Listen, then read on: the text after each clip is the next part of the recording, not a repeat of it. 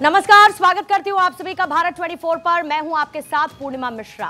मौसम चुनावी है तो जाहिर है कि तैयारी भी गारंटी वाली होनी चाहिए। 2024 का चुनाव नजदीक है और ऐसे में तमाम पार्टीज अपनी रणनीति बनाने में लगी हुई हैं। लेकिन ये तो हो गई आने वाले चुनावों की बात। लेकिन बीते चुनावों में जहां पर 3 राज्यों में विधानसभा चुनाव हुए, जिसमें से एक था मध्य प्रदेश, और मध्य प्रदेश में जहां पर 160 को पार करते हुए बीजेपी ने प्रचंड जीत हासिल की और उसके साथ मुख्यमंत्री के चेहरे के तौर पर मोहन यादव का नाम अनाउंस किया गया, जिसने हर किसी को चौंका दिया। लेकिन अब उसके 60 दिन बीत जाने के बाद धीमे धीमे रणनीति के पर्दे खुलने लगे हैं। यह समझ में आने लगा है कि क्या नरेंद्र मोदी ने मोहन यादव के नाम का एक ट्रम्प कार्ड निकाला था।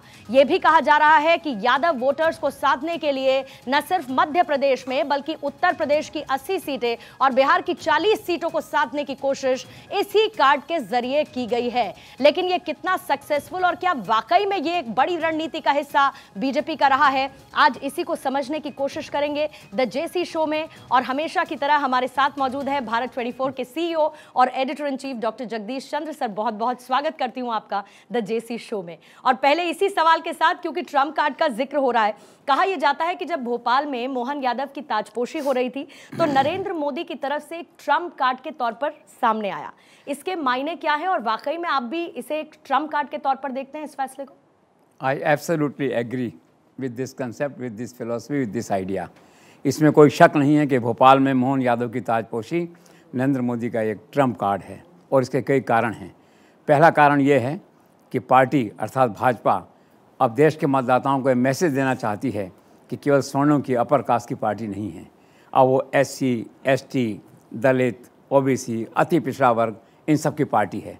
अर्थात पार्टी अब अपने वोट बैंक का, अपने बेस का विस्तार करना चाहती है और उस दिशा में ये पहला कदम, बड़ा कदम उठाया गया है OBC को, यादव वर्ग को अट्रैक्ट करने के लिए। दूसरा बड़ा कारण इसमें यह है कि उत्तर प्रदेश और बिहार में अखिलेश यादव और लालू यादव फैमिली का जो वर्चस्व है, जो वोट बैंक है यादव का, उनका जो बेस है, उसको ख़त्म करना है भाजपा को। It is their strategic requirement to demolish Yadav vote bank of these two political parties, to political people in Lucknow and Patna. उस दिशा में ये एक बड़ा कदम है।